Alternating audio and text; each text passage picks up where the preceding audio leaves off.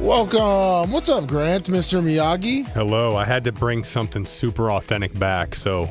Oh, that's right. You went to Japan. I had to prove it, even though, I think this was made in China. It was when we were on the way home from the airport in Haneda, Japan, outside of Tokyo. But it looks official, right? Yes. I got one of those kimono things, too. Maybe I'll wear that next week with this. Oh, there you go. It could be good. You were out there, seeing your dad? My dad lives out there, but my wife and I, we like to travel, so we go to some cool spots. Yeah, I definitely won't ever be making that trip to Japan. What was that, a 13-hour flight? Here to Atlanta, a little late, and then from Atlanta, it was 14 and a half. Oof. That was brutal. On the way back, it was from Tokyo to Seattle was 8, and then Seattle back to here is 5. So it's a lot better on the way back. 813-90-BUBBA, 813-90-BUBBA. Last week, I did not have the phone lines even turned on. They were all blocked up, so they are wide open. It looks like breaking news. Chargers fired offensive coordinator. Yep. Greg Roman. Yep. Not real surprised there. He and their offensive coach, Mike Devlin. Olanko, yeah. It is what it is. You put a performance like that in the playoffs, they got a really good defense. Justin Herbert, another year, kind of same story, even though their O-line, both their tackles, who are very good players, both their tackles were out, but just not good enough. Underperformed, I think, a little bit, the Chargers did. They did. They're very good. Now, real quick, talking about the coaching, because we're going to come back to the NFL, but obviously was a close game to about third quarter, and then the Steelers kind of took a crap. Well, Texans dominated. Yeah, Texans dominated the whole game. Steelers can't move the ball. They have a diddly poo offense. The Jim Mora diddly poo offense. It's just bad. They're very, very bad on offense, and it's like they're a long ways away. It's just like they keep repeating themselves. Yeah, it's great to make the playoffs, but you go there and get stomped every year. Well, that's what kind of it seems like what Tomlin's all about. Do you think Tomlin makes it through? I don't think they fire him, but he might just say it's time to go somewhere else. I wouldn't. What about maybe an offensive coordinator? Oh yeah, I think they'll probably clean house offensively. You kind of have to. Because what's his name is in his second year, third year? The offensive coordinator for the Steelers? Second, I believe. Second. Yeah, would you see someone like I would prefer him to come to Tampa, but Mike McDaniel? Mike McDaniel going up there. No, I see him going to a better offensive situation. Like if I saw John Harbaugh interviewed with Atlanta, and he's the type of coach. I know McDaniel has a couple head coach interviews. He's not getting another head job right now, but I could easily see John Harbaugh going to Atlanta and hiring Mike McDaniel. Yeah, but wait, isn't Harbaugh bringing his coordinator with them? Todd Monken? Yeah. Potentially, but Todd Monken could come back here. Yeah, Todd Monken's a good offensive coach, but I could easily see I could easily see McDaniel going somewhere like that. Maybe McDaniel comes here. I don't know. Do you like McDaniel? He's a good offensive coach. Yeah. He's a good offensive coach. Yeah, that's what I like him as an offense coordinator. I watched him a good amount when he was with Miami. Obviously, you could tell he totally lost the locker room. But we'll get to. They had a little. I think Tyreek was a little disruptive.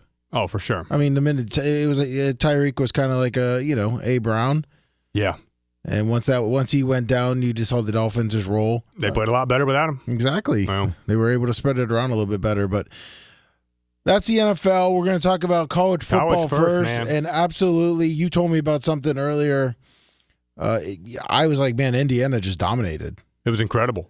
So first of all, I have to admit, when I got back, my sleep schedule has been so messed up. I ended up watching the games the next day. I couldn't make it up. I couldn't stay up past 7:30. Now, did you look and see what happened, or did you just watch and wait? So how weird is this? So on Friday night for the Indiana game, I made it till early in the second quarter. So I think it was 21-7, and I was like, this is looking good, but I recorded it. And then the next morning, I told my wife, I said, hey, I recorded it, pull it back up, put it in the second quarter or whatever, I don't care, and just start it. And so she puts it on, but in the middle of that game, it's recording, it tells you the final on the bottom line, like the bottom line ticker. How the fuck does that happen? Yeah, what's the point of that? Yeah, that's like, really? That's some bullshit. Yeah.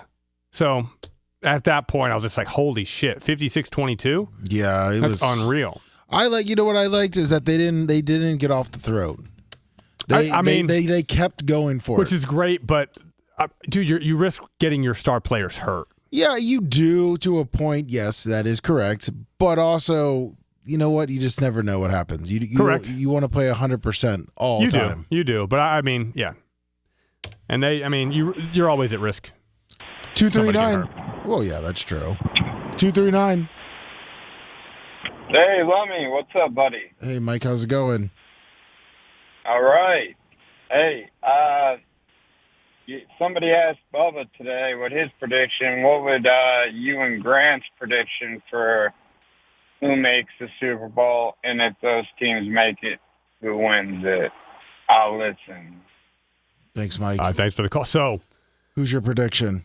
Well, right now, let's go to the games. Look at the bracket. Yep, there we go. I picked the Rams at the beginning of the year. They snuck by the skin of their teeth. Oh, you jumping off that now? No, I have to stick with them. Exactly. I have to stick with them. I got the Rams in the AFC, even though the smart money is on the Seahawks at this point. Yes. So you got the Rams. I got the Rams. So I'm sticking with it. And on the AFC side, Broncos, Bills, Patriots, Texans. I mean, what quarterback do you trust the most of those? You trust Josh Allen the most of any of those. Bills have the best defense. Bills and the Texans have the best defense. Yep. Patriots are up and coming, but they haven't done this. And the Bills have probably the worst roster. They don't have a good defense, and they're thin at receiver, but James Cook and Josh Allen carry that team. But who am I picking from the AFC? I'm actually going to pick the Bills. I was going to say I was actually going to pick the Bills. I'm just going with the best quarterback remaining. Because I can see, I don't know, I haven't looked it up, but I don't know if the Texans played the Patriots this year. I think the Texans defense is going to confuse Drake May. Texans defense, there's nothing confusing about those two DNs coming at you. But I'm saying is that Drake May is going to be rattled. You know what I mean? He's going to be. They get after whoever they play. And I think the Bills come up with an upset. I think Bo Nix has one of his Bo Nix days. I mean, up and down. He can get very up and down. And I feel like him coming off a bye week, he's going to be down. Bills are going to roll. It's going to be Bills, Texans, and I think Josh Allen is with his scrambling ability and everything like that. It's going to be the Bills. It is an incredible difference maker. Like when the running quarterback is. When the defense does a great job, Josh Allen's just incredibly athletic and huge, and he can get away from trouble, and it's hard to tackle him when he gets in the pocket even. So there was a couple times against the Jaguars game that it looked like he was just taking a world of a beating there. Oh yeah, he's built for it, and it's his time to shine. He's been one of the best quarterbacks in the league for about 5-6 years. Yes, and this is his year. If you look at the quarterbacks besides Stafford. I mean, at least the Bills getting it. Right now, he's the most established quarterback in the AFC. Yeah. He, like you said, he's the one that you would trust the most out of everyone. Yeah. And if you go over to the NFC, realistically, you got the most established quarterback and the person that you trust the most, Stafford, which is Stafford. Stafford 1, Purdy 2, and then you got. I mean, Caleb Williams is. Yeah, but he's electric. I'm saying who's been there? Yeah, Stafford. Exactly. So, dude, Stafford. He has a Super Bowl. Yeah, and he's Purdy has one too, right? No, he's been at 2, right? Yeah. No, Jimmy G got to 1. Jimmy G lost 1. Purdy lost 1. So, right there, I mean, you got playoff experience, and I know everyone's like, well, does it really matter? And I think maybe the Rams did not look good. They were playing great. Did you see the play where Stafford on a 4th and 2, they're up 17-7, 4th and 3.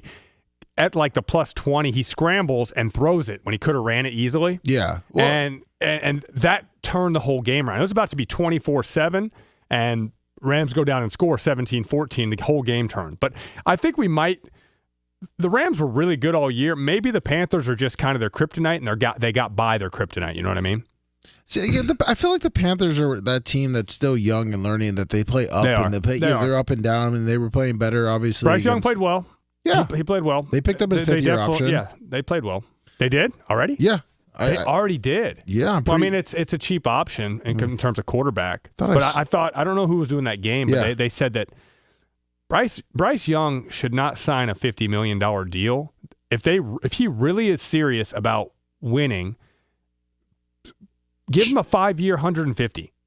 You know what I mean? $30 million a year, the first 3 guaranteed, and let us try to build a team around you. Like that's literally 60% of what the top quarterbacks are making. But you're not top 5. He's guaranteed, because they picked him 5th year. So that guarantees him like 28 or 30 that year? 26.5. Okay. So they get him for next year for cheap. They should have good cap room. Then the next year, then they can choose to whether to franchise him or not. I don't know. But to Mike's question, I got to stay with the Rams, and I'm going Bills. And I'm in the Super Bowl. I think, God, Rams get their second. Stafford gets his second Super Bowl. McVay gets his second Super Bowl. I have to stick with it. You know what? Unfortunately, I would if I didn't hear what you were gonna say, I've already had the Bills thinking it, and I've been saying that the Rams are probably one of the best teams. Mm-hmm. That it's hard, and I know I would have said Bills Rams. Now I just feel like we're going it. So I mean, I guess at this point I'm going to go Bills Seahawks. Okay, I think the Rams are very happy that the 49ers won, because now I think the Rams are much happier going to Chicago than going to Seattle. Exactly. I think that's a bit and 49ers without Kittle, that's such a huge loss. He's such a good player. He was banged up, but he played great this year when he played, and that's the difference maker. Anyway, let's get back to college. Well, hold on real quick. So we got Joe. Joe loves Bryce Young. Hello? What's up, Joe? Oh, sorry. T-shirt Will. Oh. Hey, T-shirt Will. Hey. Joe was online. What's up, brother? Hey, I just saw Schefter posted that Tomlin's out in Pittsburgh. Oh, is he? Yeah, he's gone. Wow. I wonder what he's going to be doing. Andy Reid's now the longest tenured coach in the league. That's insane. Yeah. Yeah, it's crazy. Well, thank you for the update. Thanks. T-shirt Will. I just heard you guys talking about it. And a quick question for you, man. Yeah, there it is. Tomlin to leave the Steelers. Yeah.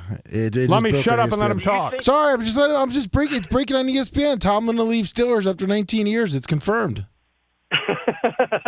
Sorry, T-shirt Will. I got a question for you, bro. Yeah. Do you think that Bowles is going to hire a defensive coordinator and let him call the defenses, or is he going to take it up continually like he has for the last 4 years? I think he's too stubborn. I think he should hire a D coordinator, and I think that's going to be his downfall. Oh, yeah. I think that absolutely. He's shown that I've been a big fan of Bowles, but it's like it's not working. Your defense is just not that good, and okay, they told you to fire all these coaches, but you're still going to call the defense. It's like, dude, this is the time. Like, if he has a bad year this year, he's out. And if they lose a first-round playoff game, he's probably out. But if he were to hire a D coordinator, just you focus on game management, and they had a good season, I feel like they'd be much more likely to stick with him. But I think it's going to be his downfall. I do not think he'll hire a D coordinator. No, I don't either.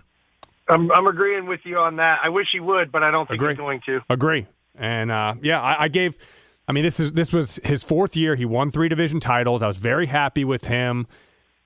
The first 2 years and even last year, I was pretty happy with him, but I was just like, this defense is just not that good. But hey, we won the division and played a competitive playoff game, but it's just like it's not working. It's not working. It's time. I know the Glazers just signed him to an extension before the year, so they don't want to pay that.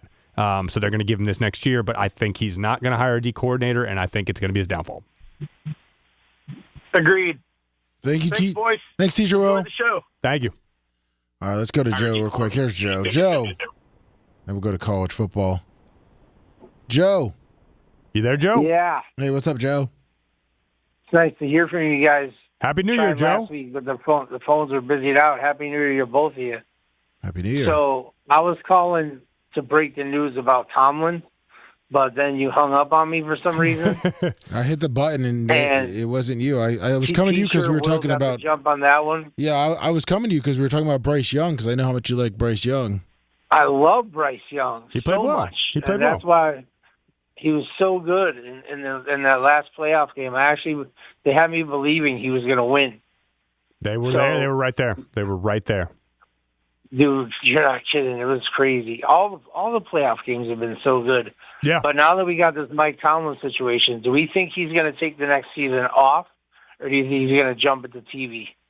Jump into TV is taking the season off, right? Yeah. You think he's? I think so. Yeah, I think it'd be surprising for him to just be like go radio silence, play golf, just go play golf, yeah. or do the Vrabel and just didn't Vrabel, wasn't he the offensive analyst for the Browns? Yeah, he didn't. Yeah, so he just sat out of the spotlight. Tomlin, he's never been a big talker, although I think he could be good on TV. I could see him just joining another staff and laying in the line, laying back for a year, and then wait until next year. I could see that. Yeah, that's what I was thinking. I think he's just going to take a season, take a year, just relax.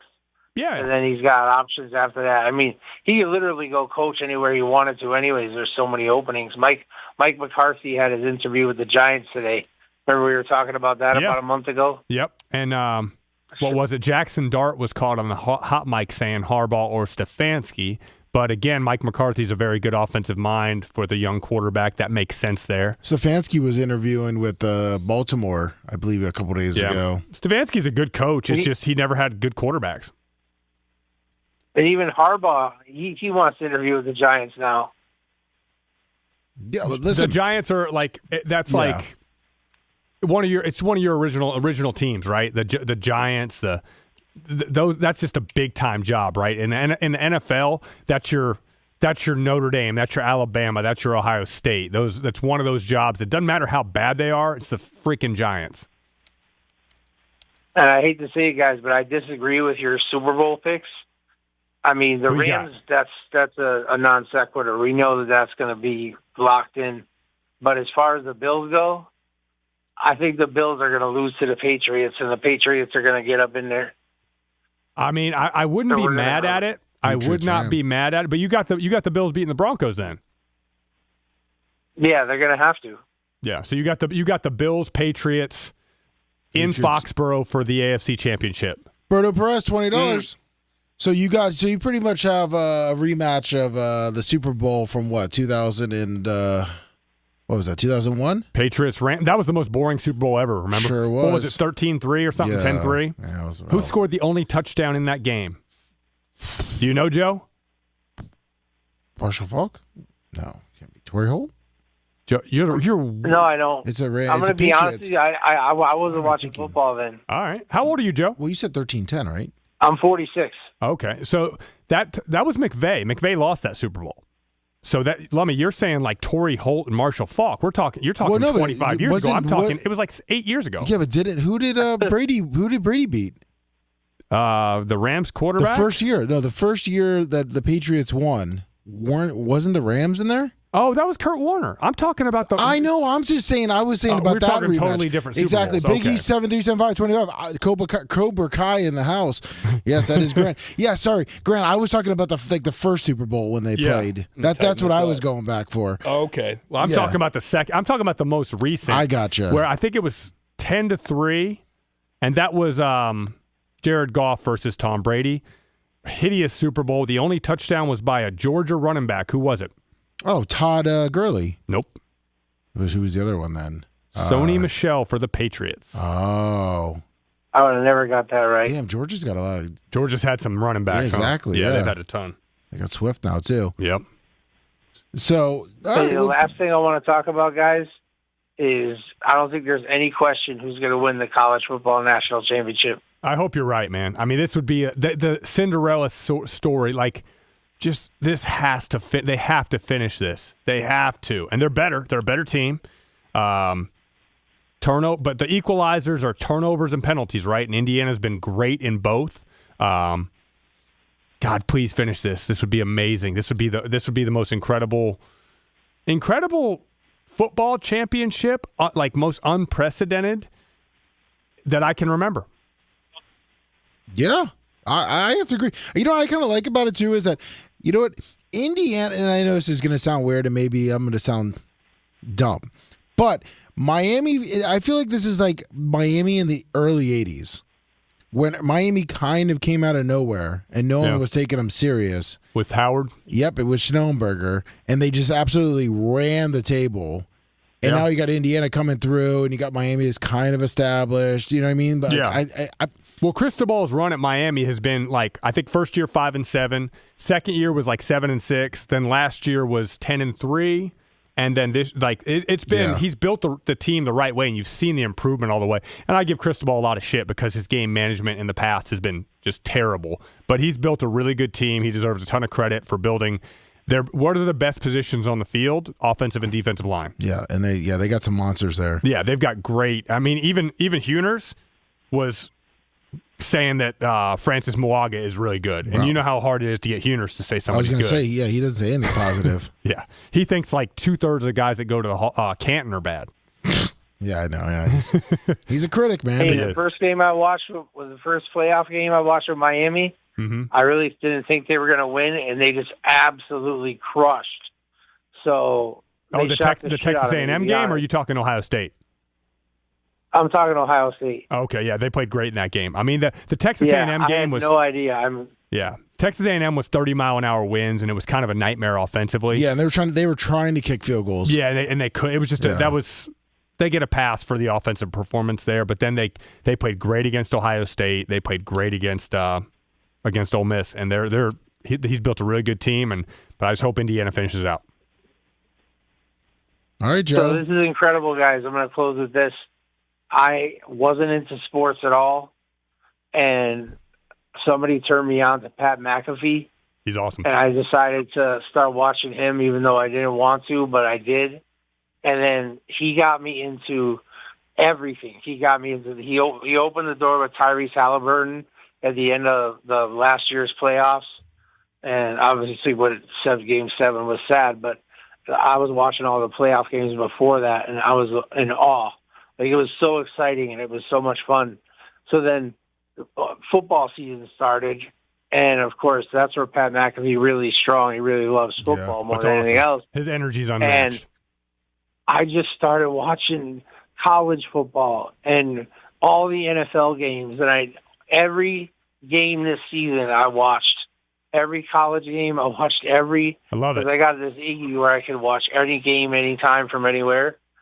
So I literally just was soaked in all this football, and I can't believe it's coming to an end. Yep. But my God, was it so great. It was. Is this how every season is? Because I feel like this season for college and NFL was just out of control. Every season's like this. So you are a legit new fan, and I'm glad you became a fan, Joe. But this is the intensity of college football and the atmospheres are unmatched, and in the NFL, just there's a ton of parity in the NFL because the teams are all really freaking good. They're so good. The coaching, the biggest wild card in the NFL is who stays healthy. I think.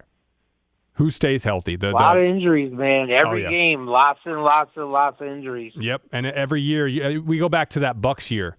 The Bucs year with Brady, they had like the fewest amount of starters missed time, and it's like that every year. Whoever wins the Super Bowl does have that little X factor of luck on injuries. All right, brothers. Well, Monday night we got a big one. We got a whole weekend excitement. Lots of stuff to watch. I mean, my mind's blown, so I'm ready to get really excited and enjoy all these games. So you guys do that, and we'll talk next week. God bless. Thank you, Joe. Happy watching. See you, Joe. Yeah, peace. All right, so let's talk a little bit about these semifinal games.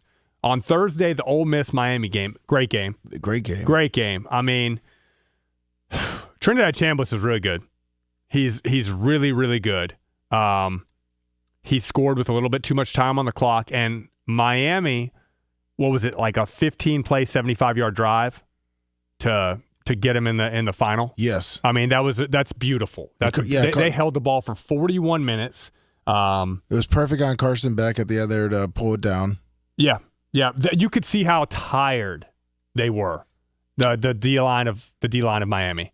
Oh yeah, D-line of Ole Miss. I'm sorry. Yeah, I was gonna say because I mean, listen, the offensive line of Miami are just absolute monsters. They're dogs. I mean, they're just. Yep. They're tired. I didn't realize Lacey blew a tire when he had that long run.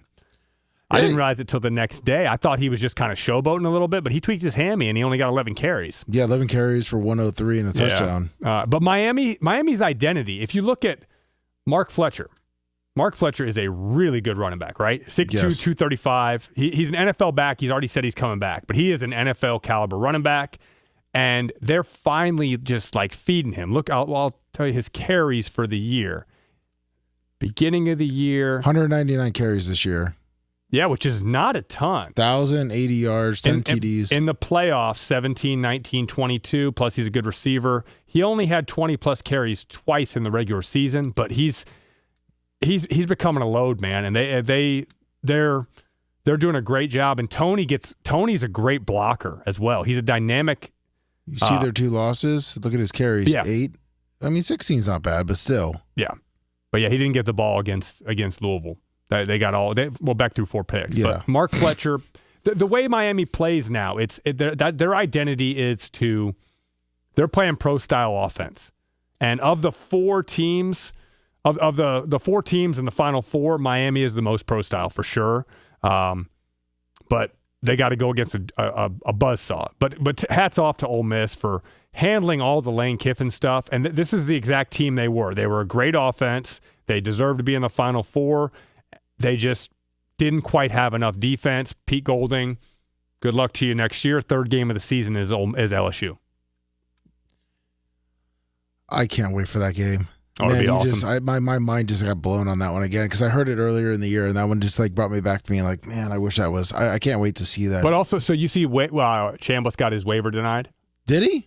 Yeah, which most people don't realize. To get a 6th year, I mean, I got a 6th year. So, but if you go to college, how hard was that for you to get? I had to. It was so much bullshit, so much paperwork. What has to happen is, so Chambliss went to school, redshirted, right? Then his 2nd year, he had the was it asthma, respiratory, whatever. And saying, okay, he had that year. You're supposed to have 2 to get a 6th year. You're supposed to have 2 years where you had injuries. So he would have had a medical red shirt? Well, is that what he was trying to count for? The waivers have just been handed out like candy over the last 6 or 7 years, but you're not supposed to just be able to redshirt because you're not playing and then later have a medical. You're supposed to have, okay, I got hurt as a freshman, so I'm going to use my red shirt because I'm hurt, and then a couple years later, oh, now I have another injury, so now I'm going to apply. That's what I was able to. I went to Indiana and I had a documented stress fracture in my lower back, and I knew I was redshirting anyway. But when I come back 5 years later, I went back and got those documents and was like, hey, I had a stress fracture was the reason I redshirted.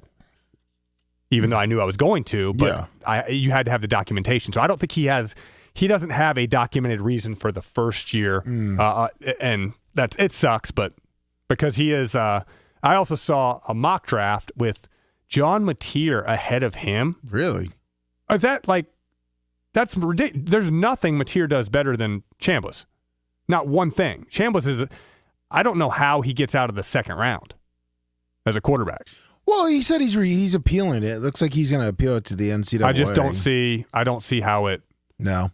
Yeah, I don't see how, because he's already said he didn't have a reason for his first year redshirting. So I just don't see how it sucks. But anyway, that's why you don't talk. We'll talk about that. Indiana just pummeling Oregon. Yeah, I mean, just pummeling. I mean, Oregon made those mistakes. First play of the game, I don't know why Dante Moore throws an out route against Indiana's best corner, who is a ball hawk. They have the corner had outside leverage and a safety over the top, and you're throwing an out route to his side. This is just bad read by a kid who's a really good quarterback. He's coming back, right? I think he probably will. And then later on, his running back, who was one of the backups, hit him when he was throwing a screen pass fumble. So I mean, it was just all the bad things for Oregon, and Indiana just executed. I mean, 3 turnovers right there. That's the story, because they moved the ball at times in the second half. They were already getting smoked. But Indiana, I mean, Mendoza 17 of 20. You couldn't play much better than he played. Well, you also brought up, so I mean, I watched it. I didn't hear about the controversy, but I guess there's some conspiracy now that's coming out that they've hacked other teams. Yeah, that they hacked other. I mean, listen, when you play mistake-free football, I mean, you still have to make the plays. Exactly. They play mistake-free football. The line has to block the guys. It doesn't matter if you know exactly everything. You know what I mean? Because it's every day is going to be different. Yeah. And guys could make a different move this way, a different move that way compared to what he's doing there. Yeah, Indiana's playing the most mistake-free football. Miami is ascending. But let's just talk about, okay, who's got the better offense? Between what? Oregon and Indiana and Miami. Better offense, I think Indiana. Agree. Indiana. I'll do like Madden ratings. Okay. Madden ratings, Indiana's offense, 94. Miami's offense, 88. Okay. Greg D, $20. Thank you, Greg D. So you got quarterback, I got Mendoza like a 96. Okay. And I got Carson Beck, 87. Okay. Running back, I think running back were pretty even. Running back, I got both. I say Fletcher probably is a little bit better, but Indiana has two that are really good. Yeah, Hemby and Kaylon Black has come on really well. But I'll give the running backs for Miami. Fletcher's the best. I give him about a 91. I give Indiana's two guys both 87s. Miami's backup's like an 82. Wide receivers. Receivers are pretty even. I thought Miami's guys have stepped up. Miami's guys have stepped up in the last couple games. I think Tony is the best talent, but you got Surratt, Cooper, and then Charlie Becker are very good. Those guys are, I would give high 80s to all those guys. I would give Tony probably a 92, 93. And then Miami's other two, what are the names? The transfer from Liberty is... clicked off that one. Damn it. I got it. Hold on, I got to get my depth chart. Their number 2 receiver, Marion. Yep. Keelan Marion. I give him a 86, 87. Okay. CJ Daniels has come on strong. I give him 84. Miami's tight ends. Lofton's a talented guy. They haven't used him a ton. No, 218, especially coming out of Miami, being a tight end Yeah, it's not they haven't used a ton of tight ends this year. But Indiana's tight end's a very underrated player. Have you seen Nowakowski? Yes. Dude, he's a great blocker, super versatile. He doesn't always show up in the stat sheet, but he's a really good player, and I've seen him come up. He wears number 37, so you it's not a fast-looking number, but that dude can freaking run when they get him out in the flat. Riley Nowakowski, he's got 30 catches for 370 on the year. 6'2", 243. Yeah, he's a transfer from Wisconsin. He's a physical player. He's a very physical player. And E.J. Williams is the 4th receiver for Indiana. He's got 438 on the year. So I would give the receiving core edge to Indiana as well. Well, it helps when you have a stud like Mendoza throwing the ball to you. Yeah, the Heisman win. And Mendoza's faster than you think. You see him run? Yeah. No, he's gonna break 4.7. He's gonna be a high 4.6, low 4.7. Exactly. He's 6'5", 230, and he can move. And I compared him, and I know he's not as thick. He's a little more lanky, but I was saying his game style or his I guess you could say his heart. I almost was saying that he's a way better Tim Tebow. That's the worst comparison I've ever heard. What do you hold on? But his drive. You know what I mean? Like, remember, like, you didn't like Tim Tebow, though. I love Tim Tebow. No, you don't like Tim Tebow. If you didn't think my comparison's great. Tim Tebow, you would want to go to war with. Agreed. You know, you know what? Tebow's more intense. But I see a tiny bit of that comparison. That's what I'm saying. Yeah. They both love Jesus, love that. Yeah, okay, one. And then they also, I feel like Mendoza is, when he gets into it, he's going to battle with the guys. And the guys see that. He's taking shots. He's a tough kid. But I'm saying the guys see it, though. The guys see it, but he has way more talent. That's what he said. Like, he's a Tebow with talent. But he's kind of like that. Please never make, this is on the air, and you're making that comparison. Because you're thinking of Tebow's arm strength. You're thinking of Tebow's football playing. I'm thinking that Tebow was a 6'2", 245-pound fullback that played quarterback and willed that team. And Tim Tebow is screaming like a freaking banshee. That's right. In the locker room. You don't know to pump people up. Mendoza is this. Although both of them are the guys that you want your daughter to come home with. Yeah. 100%. Yeah. So I'll give you that. Yeah. But other than is there anybody that agrees with that comparison of Fernando Mendoza and Tim Tebow, Lummy? What, that you want to have your daughter bring him home? That's the only they love Jesus and you want your daughter to date him. And Andy, I would say, okay, well, you said Tim Tebow's intensity was a little bit more. It was outward. But which they've talked about it on many other sports shows, that Mendoza in the locker room and like outside, like he is intense. Oh, I guarantee it. He's super prepared. He's a great player. But man, there, super prepared, and Tim Tebow prepared. Yeah, I just got my next one. So there you go. See, so I'm right. Holy We're good. Smokes. We're good. But yeah, Mendoza's a stud. Okay, he's faster than what he is. So when we're going to the grades, so right now at this point, Indiana has the edge. Indiana has the edge at quarterback. Miami has the best running back. Indiana has the best running back tandem. Indiana has the best receivers. Miami has the best receiver in Tony. And now if you're looking at their offensive line. Tight end, Indiana has the tight advantage. end, yeah. Miami has the better O-line. Miami has got 2 guys that are going to be first round. Indiana has probably a few mid-rounders in there. D-line, I think there's no question it's Miami. Yep. Linebacker, talent-wise, I think linebacker's a wash. And secondary, I think Miami probably has some guys that are going to get drafted higher. And I would say personnel-wise, we just said it, Miami's a better D-line. Secondary, probably Miami, and linebackers, probably a wash. But Miami has more draft picks, but Indiana has a better team defense. If you just look at Miami's playing great. They're ascending. They are 100% ascending. But on the year, Indiana, who have they let up points to? Penn State, 24. Oregon, right? Oregon, 20. That's it. Oregon, 22, with 7 of those being garbage time. That defense is stacked, right? Yeah. So Miami, who has Miami let up points to on the year? A couple. Louisville, right? They let up 24 to Louisville. 26 to SMU, 24 to Louisville. So they've let up, and Notre Dame 27, Notre Dame 24. 27 Ole Miss. 27 Ole Miss. So it's their defense is, but Ole Miss is a really good offense. But Miami's let up a little. They haven't been as good defensively as Indiana in terms of scoring points and turning the ball over. But specialists, Miami has the edge at kicker, I do believe. And I would say discipline, though, on defense is Indiana. Yeah. And Indiana doesn't penalize themselves at all. They play clean football. Tony's a better returner also. But I think Indiana's going to win 34-20. 34-20. Yeah, I just think they get the job done and finish this all-time season, which people are starting to realize. They're up there with that LSU 2019 team.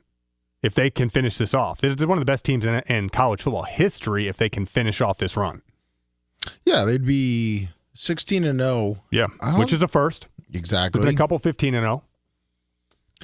But so Miami's, in my opinion, their big thing is going to be their discipline because they get some really stupid penalties. They do.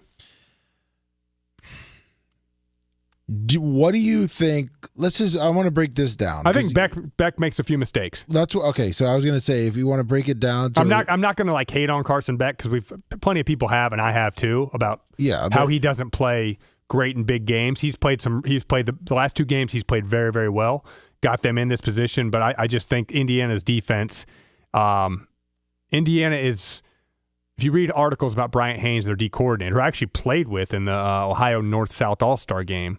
He was a former Ball State Cardinal, but he was a very, very shy kid at that point. But he's all about disguise and deception, and I think he's going to get Carson Beck to throw a pick or 2.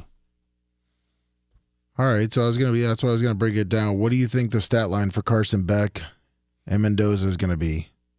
Ooh, well, Indiana wants to pound you with Black and Hamby, and Miami wants to pound you with Fletcher. But I think Mendoza's played much. If Mendoza throws the ball 40 times, it's not great for Indiana. They'd rather run it just like Miami would, but I don't think Mendoza's going to throw 2 picks. If Miami has to throw it 40 times because Indiana gets ahead and shuts down the run, I think 2 picks are coming from Beck. So if you look at the stat line, would you say Beck both, or do you think Beck will be the only one with an interception? I think Mendoza does not throw a pick. So he's pretty perfect. I think Mendoza plays mistake-free football, and I think, like I said, Indiana wins 34-20, And I think that means there's probably a little bit of desperation from Miami to get back in a game. Or I see Indiana being able to slow down Miami's run game, which has been great, and force Miami into being a little one-dimensional. This Indiana defense, like we just went over those points, they're not letting up points. So let's say Miami gets the ball. I want to hear from Coach Gregory here. What's your first series going out? I mean, the first series for everybody is you want to line up in different formations yourself to see how the defense plays those different formations. But I'm saying, are you gonna press it? Are you gonna stick to the run? Or are you gonna maybe take a long pass? Miami wants to run the football. Are you gonna? But I'm saying your first 4 plays, obviously it's gonna go. But are you looking like run? Then maybe if obviously looking at third down, you want to get in third and short. You want to get in third and short where you have 3rd and 3 or less. You can run or pass.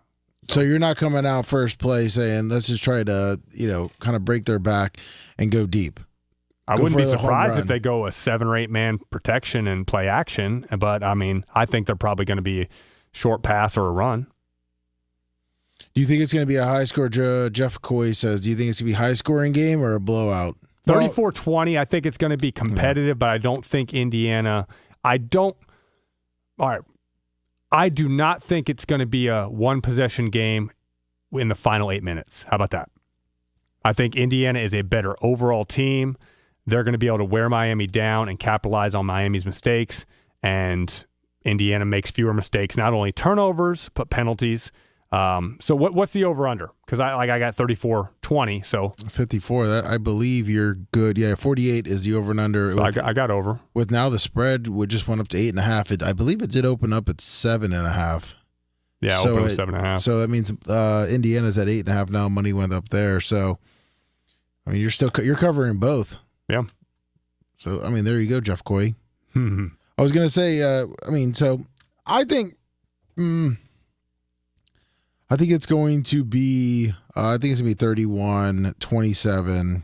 You got the same score as the Ole Miss game, but revert. Yeah, so Indiana and Miami.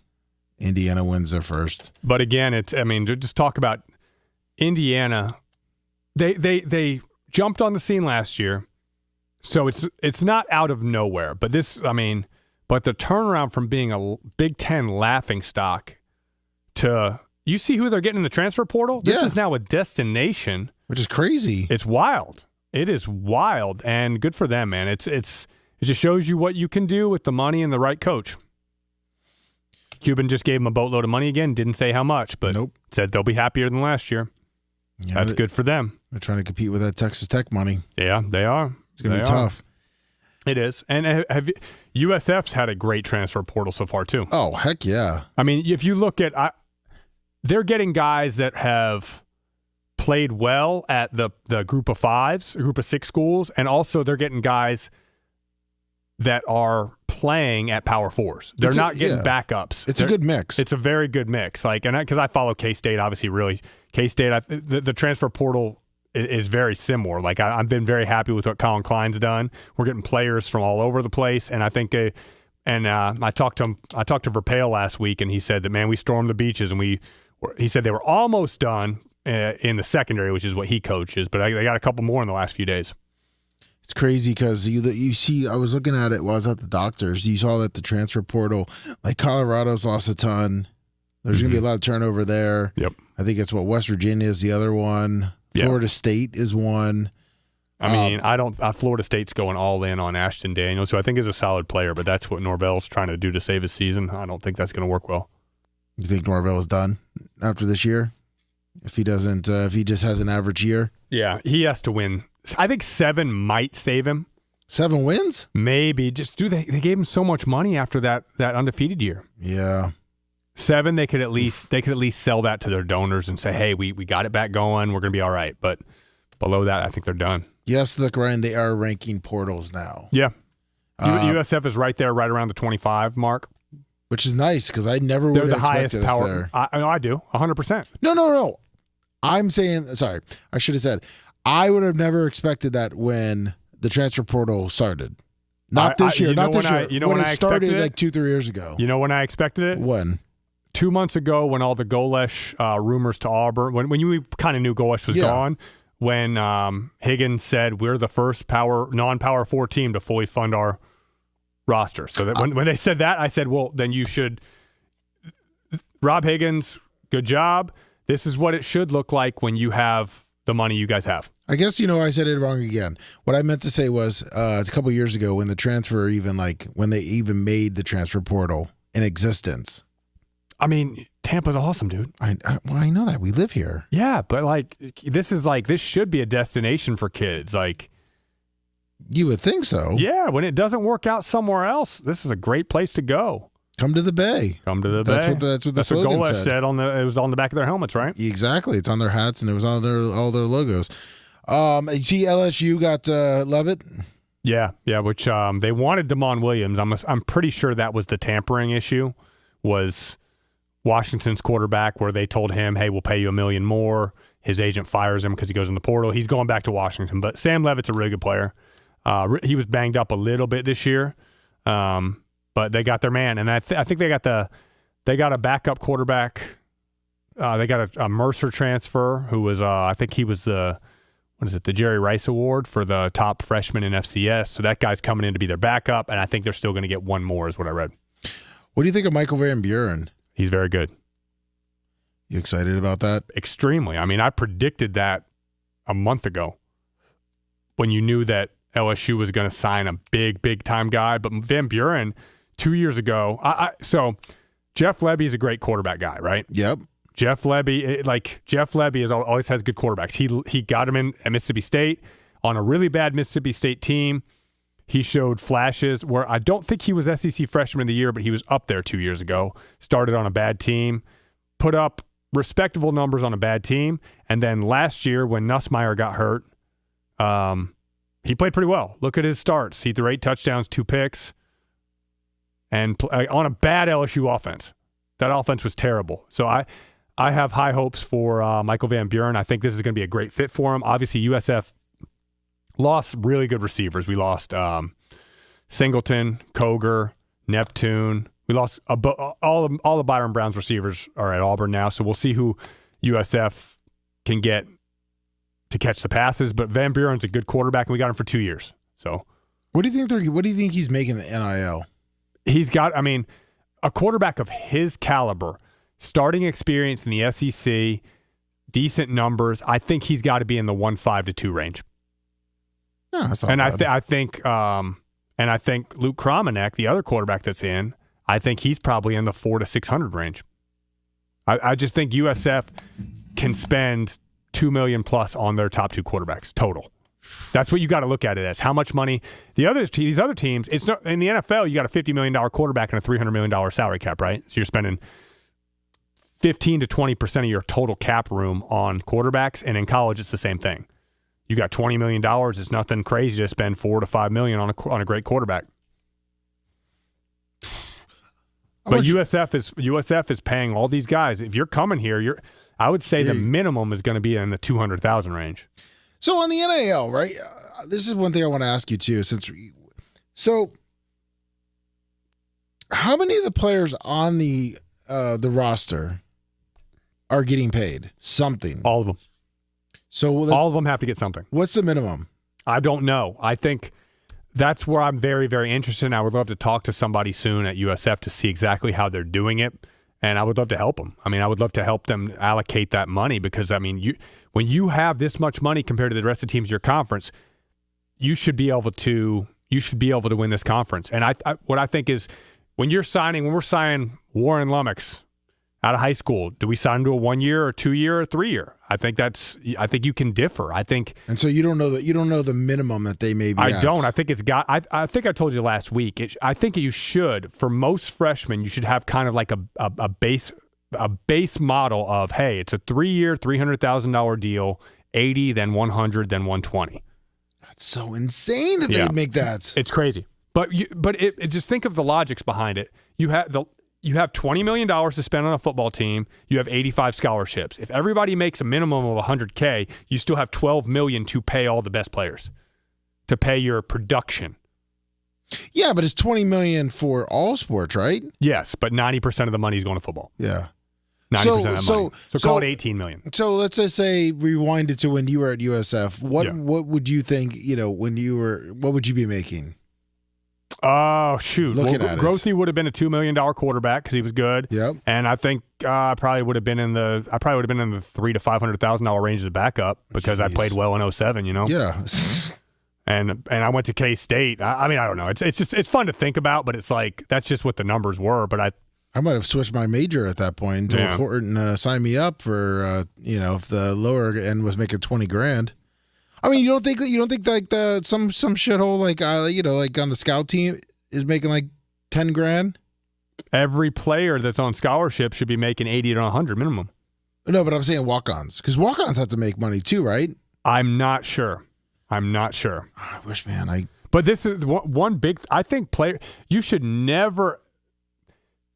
be more willing than ever to redshirt. You're getting paid to redshirt, but think about it. If you played Lummy 4 years, 4 years in a row, in your freshman year, you made $80,000. Your sophomore year, $120,000. Your junior year, you're a little better. You make $200,000. Your senior year, you made you're pretty good. You're making $400,000. Well, you're not going to the NFL. You're not that good. No, but you're like, wait a second. If I had one more year, I could make like $500,000 or $600,000. You're not rushing through it. And I played 6 snaps a game as a freshman to blow my red shirt. Why are these guys in a rush? This is more, and what is the average salary of a working man in America? 50 to 60, right? Yeah, You guys are in college, and you guys are making nice 6 figures. And everything's paid for, pretty much. Everything's paid for. You have take your 5 years and save this money because when you get out in the real world, you have no idea what it's like to work 12, 14-hour days and make $150 that day. Well, I guess the minimum wage now is like 15, so 8 hours, $120. See, right? the problem is that some of those cocksuckers that are doing the 6 snaps to ruin the red shirt, they want that exposure because they think that they think they're going to the NFL. They don't realize there's 252 picks or 256 picks at the end of every year. But yeah, do not be in a rush to get out of college. It's now professional football. This is a time you have a 5-year window to make life-changing money and set yourself up. Go in there, develop, do it right, save your money, get out in 5 years. If they do what you're saying, it technically it will almost kind of save, I think, what the people are saying is what could kill college football. I mean, it's just like I'm saying, like everyone transferring every year to get out. Yeah, Washington and the Big Ten were going to hold DeMond Williams to that contract, and he was going to owe damages. He was going to owe Washington $4 million to transfer.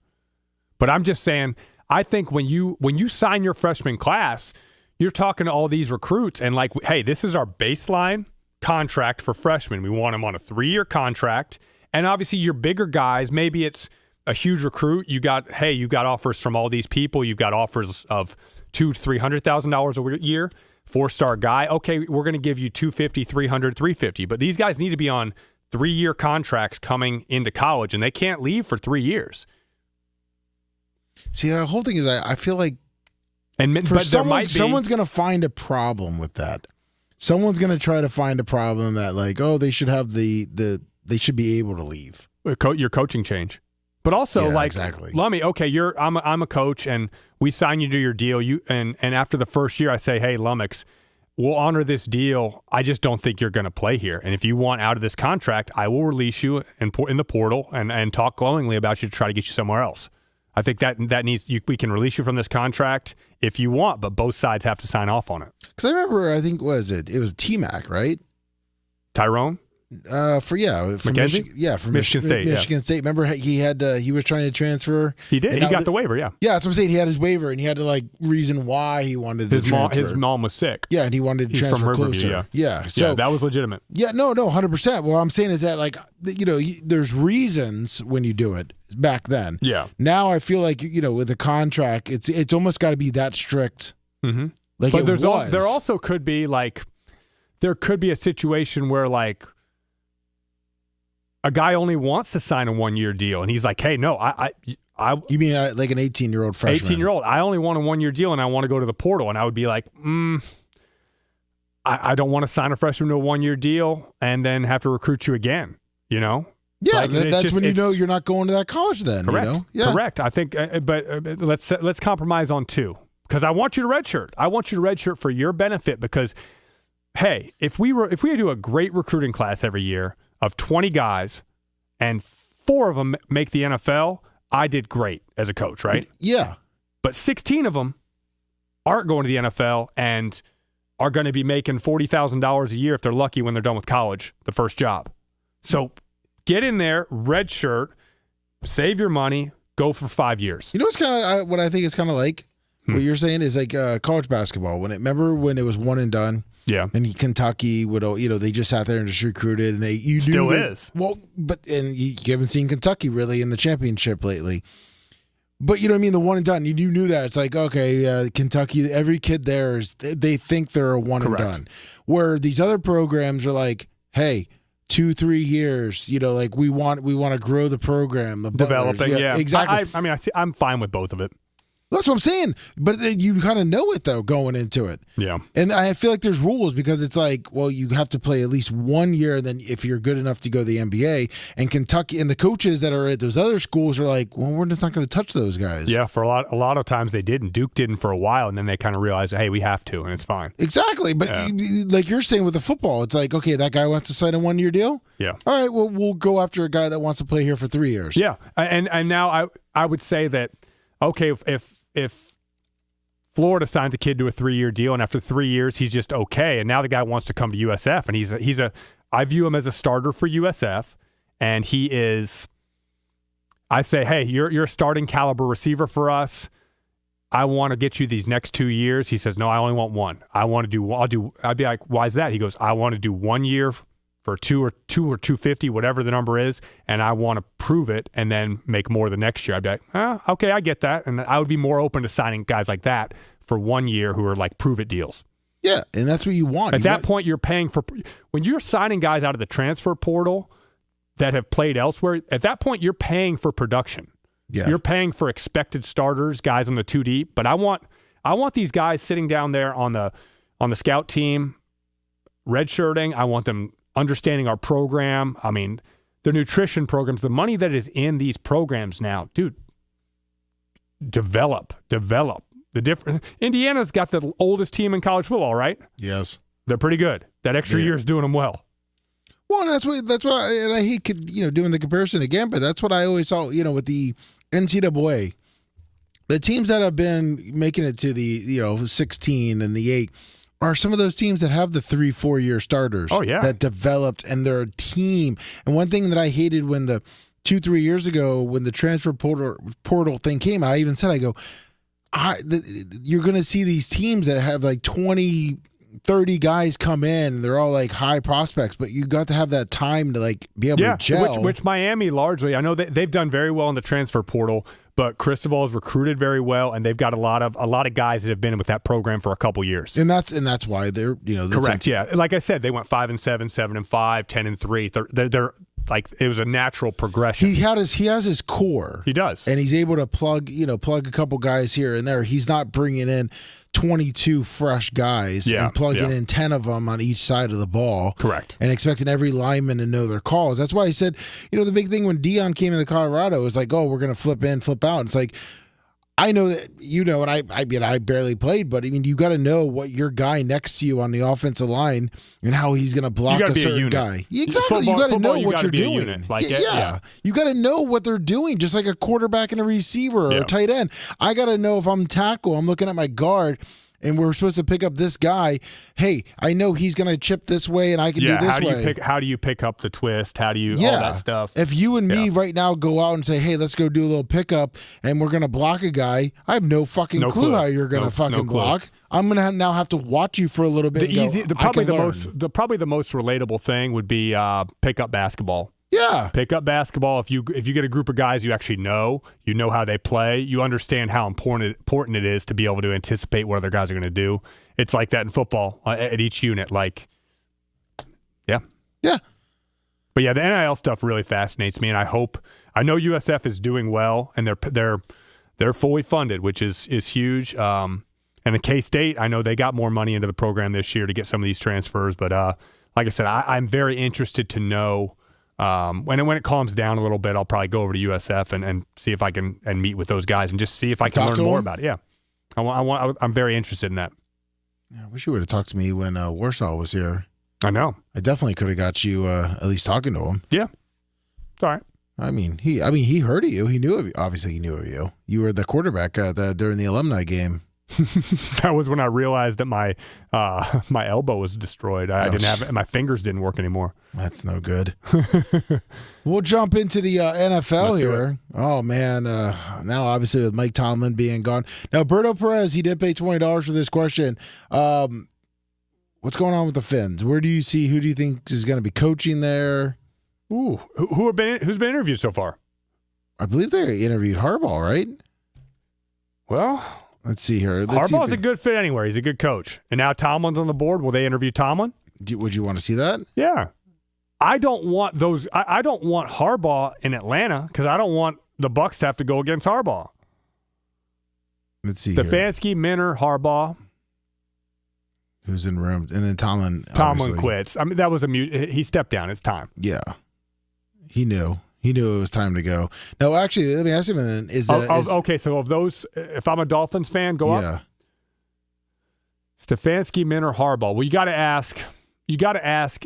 Is Tua going to be the quarterback? No, I thought Tua was done there. Well, no, Tua can't be done. They can't. He has too much dead. He has too much dead cap. I think I looked it up. It was like over 2 years, it's going to be like $99 million. So they got him for 2 more. If they get somebody like Harbaugh, they might do a what's his name in Denver? Russell Wilson. Yeah, with a proven coach like Harbaugh, he might say, I'm going to try to make this work for 1 year, but after 1 year, they would eat $40 million because Harbaugh has that type of, hey, he's not getting fired after 2 years, right? Yeah, no, there's no way. Why Sean Payton? So, but who does Stefanski, Minter, or Harbaugh? If I'm the Dolphins, I want Minter. Minter? I want a defensive guy. Now, do you keep Tua? I mean, you obviously have to for a year, but you're probably going to draft a quarterback. But I want Minter. I want somebody. I want Minter down there. This guy had the best defense in the NFL 2 years in a row. Well, top 3, top 4. Yeah, that is true. I mean, so you don't think Tomlin's going to go to the Dolphins? He's going to get an interview wherever he wants now, right? Yes, of course. So he's going to get interviewed wherever he wants. But I want Minter in Miami. Do you think the Bucs do what they did to Gruden? Remember when they put up Raheem? How late? When was that? That was really fucking late. It was really late. Yeah, and then they brought in. Then they fired Gruden and then just made Raheem the head coach because Raheem. I would be fine if the Bucs stab Bowles in the back. I don't agree with doing that. But if they did it and we got a better coach, I'd be happy with the result, right? What's the relation? Do you know the relationship between Tomlin and Arians? Because Arians is no longer involved. I don't believe. He's not? He is no longer getting paid by the Bucs. I thought he was. Not anymore. His contract's done. Oh, this year? It ended a few months ago. Oh. He lives in Georgia. Oh, he was on the McAfee show. He's on there. It's every Tuesday. BA Tuesdays. Yeah. But I thought he said because he was talking about Byron Leftwich. Well, when you win a Super Bowl with an organization, you kind of have unlimited access at all times when you're retired. So he can help him if he wants, but he's largely. I think he lives here in the winter, but he plays golf basically every day in Georgia. Oh, okay. I did not know that. I thought he still was with the. Bucs. I train a guy who's very good friends with him, and he said he's no longer his contract is completely done with the Bucs. Oh, interesting. Okay. Well, but Tomlin coached here before, obviously. Oh yeah, 2001, whatever it is, and he has a good relationship with the Bucs. Yeah. Was he? But hey, I think he was defensive back we coach. just have to assume Bowles is our coach next year. Yeah, I know. We just stop being realistic because who are we going to get as an OC? That's the bigger question. I want. But hey, let's talk about the games coming up. And the games that just happened. Well, I was going to do just because Tomlin was, Yeah, that's new. This is, he's one of the greatest coaches. In 19 years, never a losing record. That's outstanding. But sometimes when it's time, it's time. This is a lot. This is kind of like how it is in college. Like Lloyd Carr. At one point, they're kind of like, hey, it's we need you out. And who are some other college coaches? It's just like it's time. Bobby Bowden. Kind of the same thing, right? Jimbo coming in, yeah. I mean, Frank Beamer, Virginia Tech never recovered. Yeah. See, that's the whole thing is what I'm saying is that sometimes you're like, oh, it's just time. It's like time for what? To either, to do a scratch off and you hope you win. Otherwise, you're going to get fucked for the next 10 years. You're at least a competitive team that makes the playoffs. You go 10-7. I mean, the other one's Mark Richt, right? Yeah. They hit an absolute grand slam when they got Kirby. Lucky. Yeah. I think they kind of knew. And if they didn't make that move then, he was going to be head coach somewhere else real quick, which I actually learned. Chris Kleiman, K-State, who retired, it was the NIL stuff. He said the day after their Colorado game to finish the season, he had 20 agents on the phone and in his office asking for numbers for, hey, I need a number. And he just said he was going to have a heart attack if he stayed. Jesus. So, and he said that he knew that Colin was going to get a head job elsewhere. And he said, if I don't step down now, if I don't retire now and make this happen now, if I sit here and wait and think about it for 2 weeks and decide, well, Colin's going to get a head job elsewhere, and then what are we going to do at K-State? So I applaud Chris Kleiman for making that decision quickly so that we at K-State could get Colin Klein. And he also hasn't ruled out, he said that if they fix everything with all the NIL stuff and make it a better structure, he wouldn't rule out coaching again, which he's a very good coach. How old is he? 56? 56, yeah. Okay. I believe 56. And he's a very good coach. He'd get a job quickly if he wanted. All right, well, let's break down the NFL games here because we always come back to it. I mean, that Rams game, we talked about it when Stafford scrambled and didn't run it, game changed. But they ultimately got the job done. Bears-Packers was a wild one, right? Wild one. And again, 25 points in the fourth quarter. Caleb Williams, he threw the 2 picks, but both quarterbacks each threw for 360, right? So he had 720 yards passing. Colston Loveland had a great game, and Caleb Williams, that 4th and 8 throw to DJ Moore was incredible. Was that DJ Moore? Yeah, number 2, right? The one on 4th down when he's rolling left? Yeah. That was incredible throw. Absolutely incredible. He's one hell of a quarterback. He's electric. He's electric. He's been put in a better position with the play calling, to play his game. Ben Johnson's a really good coach. Johnson's a really good coach, and the Bears got lucky. Saying the Bears got lucky hiring him. Yes, they did. But again, he wanted to go to a job that the Bears were assembling a good roster, and he knows that's confidence in himself, right? Caleb Williams was the unanimous number 1 pick last year, right? Yes. Jaden Daniels ended up being a better rookie, but everyone wanted Caleb Williams, knew he was the number 1 pick. Ben Johnson comes in, and Caleb Williams goes from is this guy going to be any good to holy shit, we got our quarterback for the next 10 years. That's what happens when you put good pieces around them too. Correct. Yeah, and the Ryan Pace has built a good team. O-line's played much better. The Bears. Bills, Jaguars, great game, great finish. Jaguar, I mean, listen, Trevor Lawrence, the Jaguars played well. Jags are a good team. They run the ball well, they stop the run. And they stopped James Cook. They shut him down pretty good. 15 for 46. They hit Josh Allen a lot, but Josh Allen completing, what is that? I mean, that's 80% of his passes. That's impressive. That's impressive. And again, Khalil Shakir, 12 of them. Brandon Cooks made his presence known in a couple big plays. But this is what I'm scared. This is what scares me for picking them to go farther. That they don't have good receivers. They don't have a number. But they got their tight ends back. Their 2 tight ends are good. Yeah, no, we talked about that last week. Keon Coleman, at least. They drafted Coleman in the 2nd round, and he's been a complete dipshit, right? He's a healthy scratch most games, but he did have a big catch. They went out and traded for Brandon Cooks, who, what is he, about 32 years old, I think? Let's see here. Yeah, 32. 32 years old. But he's been productive everywhere he's been. He's a veteran. It's Josh Allen, and it's a mediocre to below average defense. And Josh Allen got it done. They got Frank Gore Jr. Frank Gore Jr. Well, who was the running back that was out? From Maryland, 25. Ty. Yeah. Ty Johnson. That's I saw that. It's funny. Ty Johnson was out. Well, I mean, Jaguars are a good team. I think they're going to be a good team for. And they did this without Travis Hunter playing most of the year, who we'll see how he does, and also without Brian Thomas playing. 2 years ago, Brian Thomas had, I think, 1,200 yards. This year, he had like 700. So yeah, he was on and off. Bishul Tootin is a really good back. Him paired with Etienne is a very good pairing. Jaguars, things are looking up. Trevor Lawrence, he 2 picks, but the last one was a tip ball. Great coverage by Tre'Davious White. It wasn't his fault. Great coverage. It was desperation. He noodle arms Purdy. Got it done. With a Kittle out, man. Yeah, that's going to hurt him. That was a great call by Shanahan on the reverse pass.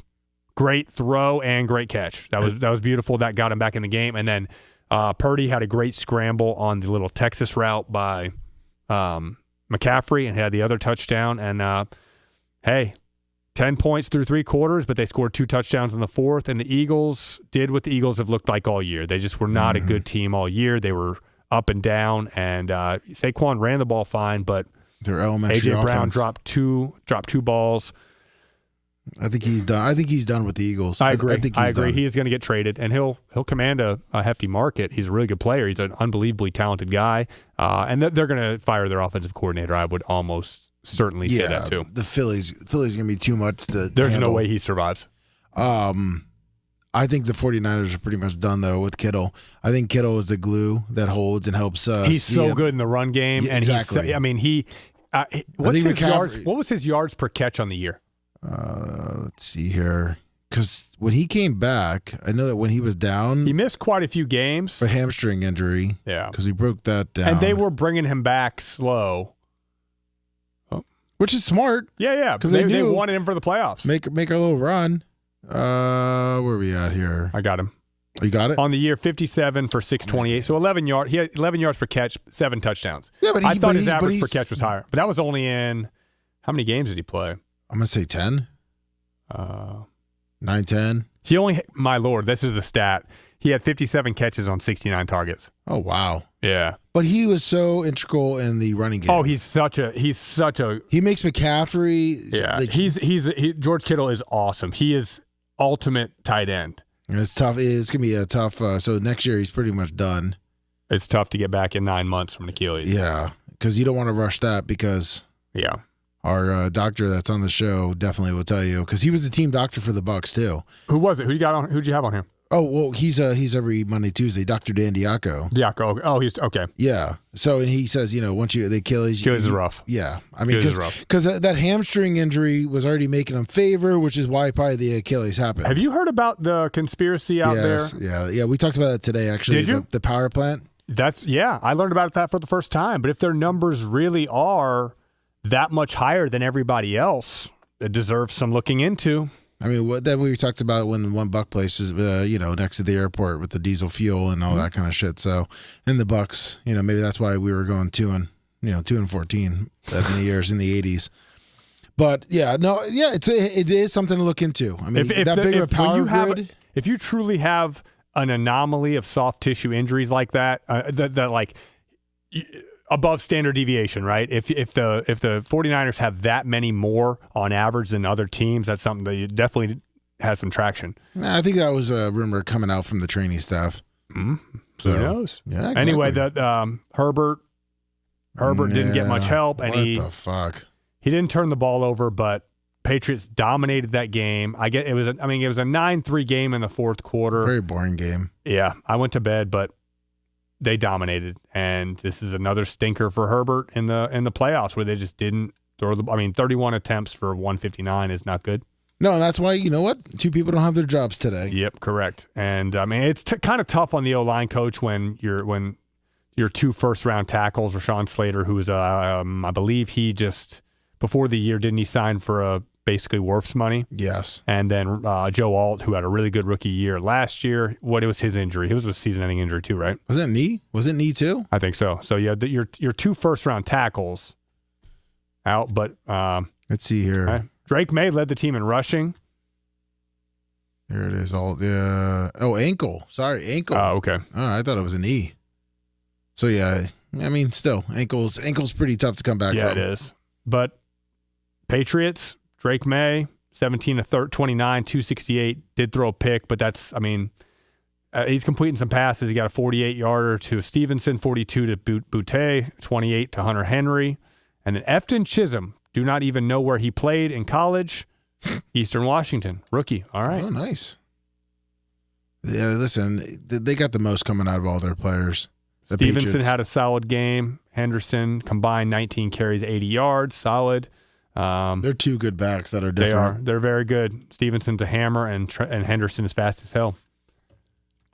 And then you got last night's game, Texans Steelers. Yeah, I mean, I went to bed again. I kind of knew what was coming. They just can't move the ball. I guess it was a 9-3 game in the fourth quarter, right? No. Halftime. Or 9-6. Yeah. I was gonna say because halftime it was 7. It was 7-6. But in a 7-6 game in the fourth quarter and 20. I mean, but the Steelers had 175 yards. Yeah. Texans had 408. So the only reason the Steelers were in the game was because the Texans turned the ball over. I never felt like with that game, you never felt that Steelers were ever going to turn it on. They can't. Well, I'm saying, but like I kind of left a little hope, even though I picked the under in that game. By the way, thank God, it was at 38.5. But I'm watching it. I go, when I went to bed, I'm like, my under's good. My under's good because 2 defensive touchdowns almost got you. Yeah, I know. But I was like, fuck it. But yeah, it just never felt that the only way the Steelers I felt like were going to score was either on a big somehow turnover or some crazy offensive play by Aaron Rodgers. One big play. Metcalf. Yeah, it wasn't going to be like drive. Yeah, they can't drive the ball down the field. Exactly. And Metcalf had 2 big catches in the first quarter and a drop, but he didn't get the ball the rest of the game. Which is weird. I mean, I feel like you got to force it to him a little bit. Force it to him. You got to throw the ball deep sometimes. How many he had 5 targets. So that's not good. Yeah. I mean, it's almost like you're punishing them now, but you're really punishing the team. Because if you look at least with which I'm going local, but obviously the Bucs, they'll force it to Mike Evans a little bit. Yeah. You know what I mean? Like if you're like, where's Mike Evans? You have to, and I think Brady was great at this. Every now and then, Brady, if there's a safety in the middle, Brady is going to just say, I'm going to move that safety and I'm throwing it deep. You got to take shots. You have to. You have to take shots. Otherwise, the defense just fucking packs it in. And not trying to let's go back, but that was the problem with the Bucs this year. Yeah, toward the end, they were never taking a shot, and the defense were just sitting there for them to just do their dink and dunks. Yeah, and how about Christian Kirk having 146 yards? I know he was hurt for basically the whole year, but he's been a good player for a lot of years. He had not much. He played in 13 games actually, but just only had 239. That's surprising for a guy that's his first 6 years. He's averaging 800 yards a season, and with the Jaguars, Cardinals too. He was a good player. Was he with the Cardinals? Rookie from because he played at A&M, but he's from Arizona, I believe. Oh, okay. They drafted him. I want to say high second round. Yeah, mid second round. I only knew him with really good player at A&M. Nice. Let's jump into this weekend's games. All right, well, we got Saturday, 4:30, Bills at Broncos. Broncos earned that number 1 seed. We talked about this earlier with, who was that caller? Shirt. What was the name? Something Will? Wait. Oh, T-shirt Will. T-shirt Will was T-shirt Will was talking about this game. I'm just choosing on quarterback. So am I. And Bo Nix is a little bit up and down. They do have a great defense, but can the Broncos run the ball effectively? That's the question. Bills defense, though? Bills defense is not great. But their run defense is not bad, right? If I'm not mistaken, their run defense, are we able to see what their run defense is? Let's see the last few games they've played. Obviously, the Jaguars. Jets, that doesn't count either. Doesn't count. Eagles. I was thinking the same thing. Eagles 13-12. They held Saquon to a low number. Before that, 19 carries, 68. Browns 23-20. Shedeur was the leading rusher. So their run defense is the strength. Here, let's see decent Patriots, when they beat the Patriots 35-31, Henderson had a big game. He's a big play waiting to happen. He had a 52-yarder in that game and a 65-yarder. So, yeah. I think Bo Nix, like I said earlier, I think Bo Nix, this is going to be his down. I think him coming off a bye. Who did they lose to last year? Who? In the playoffs? The Bills? No. The Broncos. Bo Nix first playoff game. Who? The Chiefs? I'm not sure. Oh, you don't know? I don't. Oh, I thought I was asking. Oh, I thought you were going to come with some knowledge right there. Nope, that was a question. Let's see here. What's that? 2025 Denver Broncos. Just go to Bo Nix stats and then go to. I know. Now I committed. Oh, Buffalo. 31-7. Okay. So, yeah. 31-7. Wow. That's you know what? Let's see what. Let's check the stats. How did he do last year? So this is a rematch. Bo Nix, 13 of 22, 144, 1 TD. Josh Allen, 20 for 26, 272, 2 TDs. James Cook. Last year they had 210 rushing. The Bills. And Bo Nix was the leading rusher for the Broncos. Allen killed it last year. And James Cook had a great game. Yeah, 23 for 120. Ty Johnson had a nice game. The Bills did whatever they wanted to offensively. They had 480 yards. And I think that game was over mid-third quarter. And they were in Buffalo. This is a much better team. It's year 2 of Bo Nix. We both said it earlier. We both got Josh Allen. We both got the Broncos losing, even though they're the 1 seed. It's got to be Josh Allen's time, right? He's a great quarterback. Mahomes isn't there in it this year. Burrow's not in it this year. Lamar's not in it this year. This is your time to get in there and win a Super Bowl. Like, as a 6 seed, go do what Eli Manning did. Eli Manning wasn't as good as you, but Eli Manning took over 2 entire playoffs, played great football. Go leave your legacy, Josh Allen. Do it. I hope so. Good you are. I'm rooting for him. Go Bills. Go Bills. 49ers Seahawks. We talked about it earlier. I love Noodle Arm. I'm really sad Kittle is not playing because that just changes everything. It's at Seahawks, which we know that's a brutal environment. Sure is. And the 2 games they played this year, let's see, when were the games? They were later in the week 1 49ers. They played the beginning and the end. Yep. 13-3. 17-13. They beat them 17-13, and then they lost 13-3. So what's the over-under? We got about 36? 45.5. You got to go under. Yeah, you have to. Well, after these 2 games, you got to get all in under nation. Yes. Have to. 100%, because I don't see the 49ers. 49ers are going to play an even tighter game now, right? They're going to have to. I mean, they're going to want to take that play clock down to 2. They're going to want to play another 13, 10, 17, 13 type game. But I got Seahawks winning at home. I already said the 49ers were done. So, I agree. Yeah, Seahawks win this one at home. I do like that over and under 45, man. That just seems high. Seems way too high. Especially for their first 2 matchups. Yeah, exactly. It's not even like the first 2 matchups equaled 44. And they can see it. The first 2 matchups barely equaled, I don't think they even equaled 30. Yeah.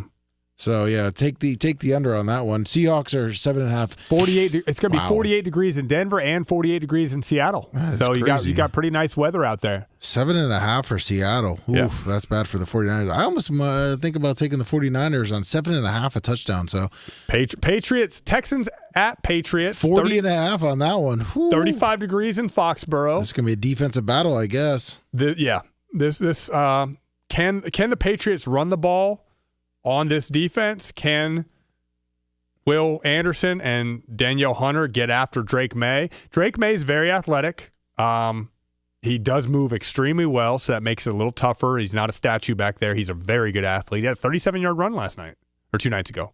But I got the Texans in this game. Texans winning on the road. I think I said it last week. When you just look at the Texans' season, they're basically the only team in the NFL that didn't just lay an egg ever. They were in every game. They never had a blowout loss. And with what's his name being hurt for 4 weeks? Who? The quarterback, C.J. Stroud.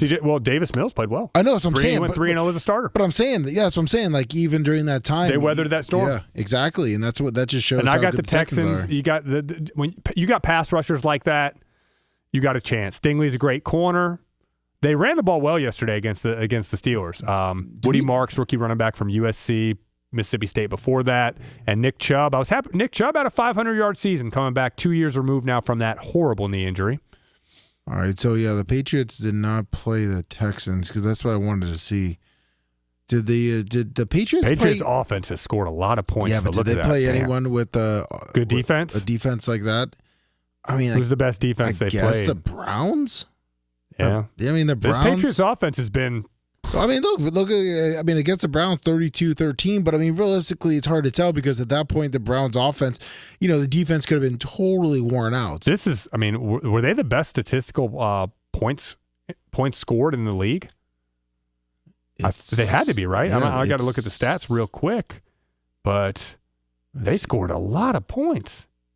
Let's see, team. Here we go. Total points per game, 16. That's it? That's the postseason.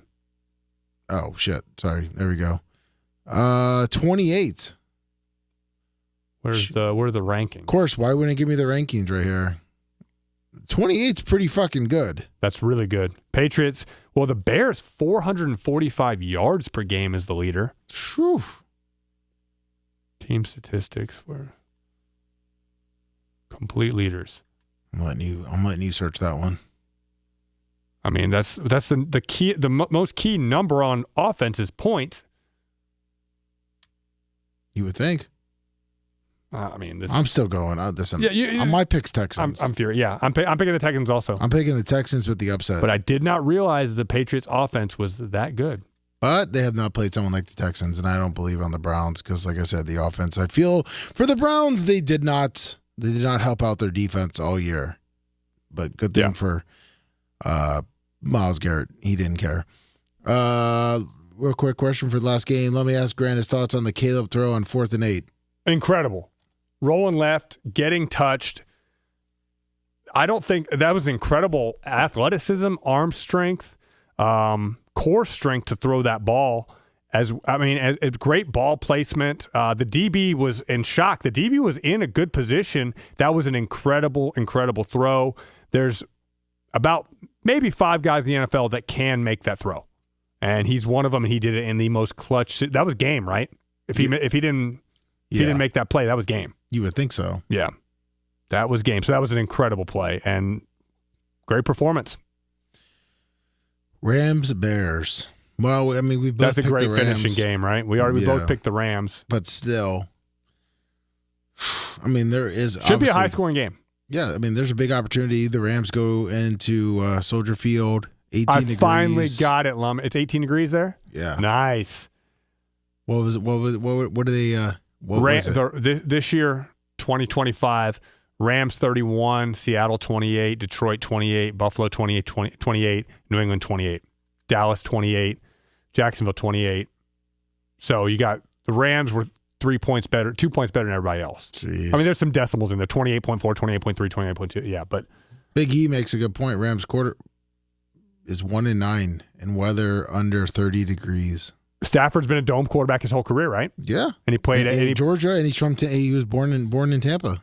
Yeah, and in the NFC North, obviously didn't have a great record in Detroit. Did take a couple Detroit teams to the playoffs, but I mean those Detroit teams. What did he say? It was 1-9 record with what? Under 30 degrees. That's legitimate. I mean, Big E is a big Chicago fan, so obviously that just proves he's looking for every stat to make him feel like the Rams are going to lose. Well, you got to rely heavily on the run game at that point. With you got Swift and Monangai. Rams have a good 2-headed monster at running back too. McVay's a great coach. These are 2 of the best offensive minds. McVay, sometimes because he's been doing it for so long, sometimes people forget how good of an offensive coach McVay is. He's exceptional. Nakua is so good. Nakua is phenomenal. He had that drop the other day, big drop. Did you see it? Yes. Right after Stafford hits his finger, I was worried, and then Stafford the next play throws a laser that Nakua, who has, what's he dropped 3 balls all year? He just dropped 1. But Stafford's got a cannon, he's a beautiful thrower of the football.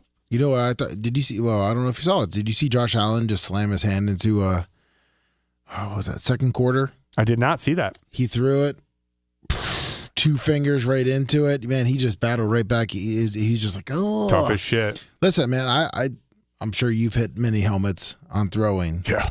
I mean, it sucks. How much does that put you down? Most of the time, it just like hurts for a little bit. As long as you don't split a nail or actually break something, it's just pain for a little bit. But how is it with your grip on throwing? I broke a thumb, but it wasn't on a helmet. But like Stafford, like most of the time you do it, it's just oh fuck, this hurts, and it goes away after a play or 2. Adrenaline's running. I mean, obviously, yeah. So. And you'll get, but if you actually break something or split a fingernail, that's what really sucks. Other than that, you just deal with it. So we both picked the Rams, but what do you think the final score is? Over/under is 48.5 there. I'm gonna say Rams 27. I'm gonna say Rams 28-27.